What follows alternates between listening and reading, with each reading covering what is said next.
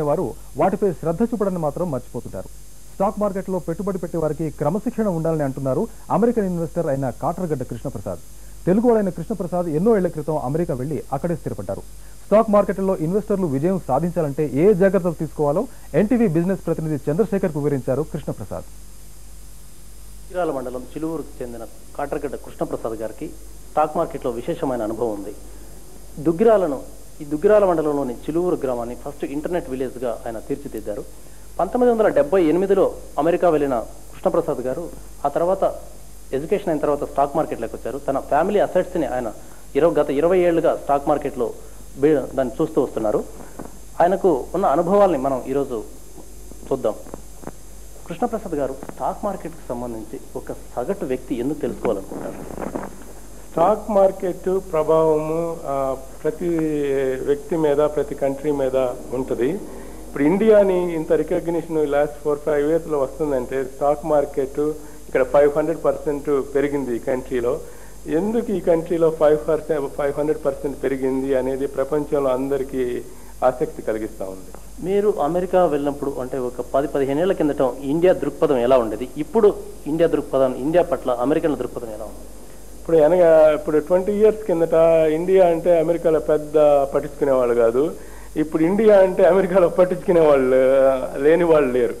ఈ కంట్రీ చాలా ఫాస్ట్గా గ్రో అవుతుంది. ఈ కంట్రీలో చాలా మంది బ్రైట్ పీపుల్ ఉన్నారు. ఈ కంట్రీ లీడింగ్ కంట్రీస్గా తయారవుతా ఉంది అనేది ప్రపంచంలో ఒక మంచి ఇది ఉంది. ఇది మనందరికీ చాలా మంచిది. ఇది మన కంట్రీ బాగుపడటానికి, ఆంధ్రప్రదేశ్ బాగా పైకి పోవటానికి చాలా రకాలుగా ఉపయోగపడుతుంది. మీరు గత 20 ఏళ్లుగా ఏ సెక్టార్లో ఎక్కువ లాభాలు గడించారు? మీ ఫేవరెట్ సెక్టార్? నాకు ఆల్వేస్ ఫేవరెట్ సెక్టర్ ఇస్ టెక్నాలజీను ఫైనాన్షియల్ సెక్టర్స్. ఆల్వేస్ నేను బెస్ట్ కంపెనీతోనే కొంటాను. అది ఎక్కువ ప్రైస్ అయినా కానీ యూజువల్గా లీడర్షిప్ కంపెనీస్ని అయ్యే most of the time profits ఇస్తూ ఉంటాయి. టెక్నాలజీ మీ ఫేవరెట్ సెక్టార్ అని చెప్తున్నారు లాస్ట్ 20 ఇయర్స్గా. ఇండియాలో కూడా గత కొంతకాలంగా ఐటీ సెక్టర్ బ్రహ్మాండమైన రిటర్న్స్ ఇచ్చింది. కానీ లాస్ట్ 1 ఇయర్గా చూస్తే ఇండియాలో IT sector, even Infosys, TCS లాంటి కంపెనీలు కూడా నెగిటివ్ రిటర్న్స్ ఇస్తున్నాయి. వీటి పరిస్థితి ముందు ఎలా ఉంటుంది సార్? ఈ కంపెనీస్ ఆల్రెడీ వీటి గ్రోత్ తగ్గిపోతా ఉంది. వీటి గ్రోత్ ఇది also tied to American companies తో గ్రోత్ రేట్కి టై అవుతా ఉంది. అందుకని బాగా రిటర్న్స్ ఇవ్వలేకపోతా ఉన్నాయి. సో ఇక్కడ బేస్డ్ అయిన కంపెనీస్, ఇక్కడ వాతావరణంలో ఉన్న కంపెనీస్కి best right now like Airtel. ముందు ఇక్కడ ఐటీ కంపెనీలు కూడా ఇప్పుడు ఇచ్చినంత రిటర్న్స్ ఇవ్వడానికి అవకాశం లేదంటారు? ఇప్పుడు ఇచ్చినంత రిటర్న్స్ రాకపోవచ్చు. ఎందుకంటే ఆ సెక్టర్ అవుట్ ఆఫ్ ఫేవర్లో ఉంది right now all over the world. ఇప్పుడు మన ఇండియాలో మనం గత వారం రోజులుగా ఇండియన్ స్టాక్ మార్కెట్లో చాలా తీవ్రమైన పరిస్థితులు ఎదుర్కొంటున్నాం. ఒకే రోజు 2000 పాయింట్లు ఇంట్రాడేలో నష్టపోవడం కూడా చూస్తున్నాం. ఈ పరిస్థితి పట్ల మీరు ఎలా స్పందిస్తారు?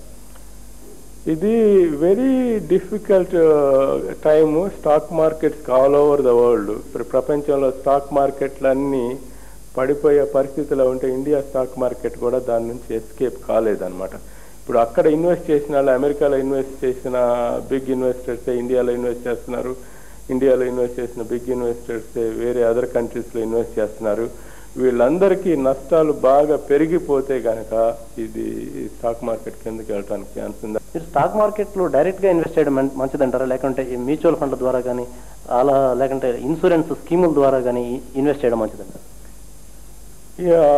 మోస్ట్ పీపుల్కి మ్యూచువల్ ఫండ్స్తో ఇన్వెస్ట్ చేయటం బెస్ట్ అనమాట.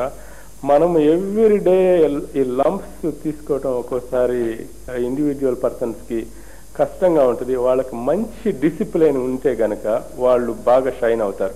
ఇప్పుడు స్టాక్ మార్కెట్ మనకు ఒక స్టాక్ ఉంటే కనుక దాన్ని మన పిల్లల్లాగా చూసి ఎవ్రీ డే ఏం జరుగుతుందో దాని గురించి బాగా తెలుసుకుని మనం దానికి అప్రోప్రియేట్గా యాక్షన్ తీసుకోవాల్సి ఉంటుంది అనమాట. స్టాక్ మార్కెట్లో ఇన్వెస్ట్ చేసే వాళ్ళు ఎప్పుడైనా డిసిప్లైన్డ్గా ఉండి క్యాష్ మీద కొనుక్కోవడం ఉత్తమని కృష్ణప్రసాద్ గారు సూచిస్తున్నారు. ముఖ్యంగా ఫ్యూచర్స్ అండ్ ఆప్షన్స్లో లీవరేజ్ పొజిషన్స్ తీసుకొని కొంటే చాలా ఇబ్బందులు వచ్చే ప్రమాదం ఉందని, క్యాష్ మీద కొనుక్కుంటే ఒకవేళ ఎంత నష్టపోయినప్పటికీ కూడా మళ్ళీ దీర్ఘకాలంలో ఆ స్టాక్ మళ్ళీ బాగా పెర్ఫార్మ్ చేసే అవకాశం ఉందని చెప్తున్నారు. అలాగే లీడింగ్ సెక్టార్లలో లీడింగ్ కంపెనీస్ కంపెనీలు కొనుక్కుంటే మంచి లాభాలు వస్తాయని చెప్తున్నారు. కెమెరామెన్ వీరాంజనేయులతో చంద్రశేఖర్, ఎన్టీవీ, హైదరాబాద్.